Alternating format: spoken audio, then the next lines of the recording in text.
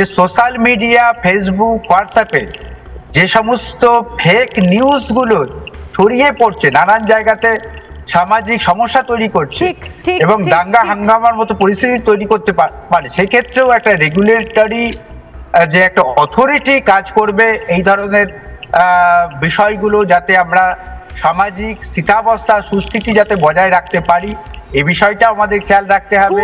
খুব জরুরি কথা বললেন, খুব জরুরি কথা বললেন। আমার মনে হয় কি আজকে সময় বেশি আমরা পেলাম না, আপনার সঙ্গে খুব স্বল্প সাক্ষাৎকার হলো, কথোপকথন হলো, কিন্তু পরবর্তীকালে যখন আপনি স্টুডিওয়ে আসবেন এই নিয়ে একটা লম্বা আমরা আলোচনা নিঃসন্দেহে করবো এবং মানুষের প্রচুর প্রশ্ন নেব। আপনার জন্য প্রচুর মানুষ আমাকে প্রশ্ন পাঠাচ্ছে, সেগুলো কখনো সুযোগ হলে নেব।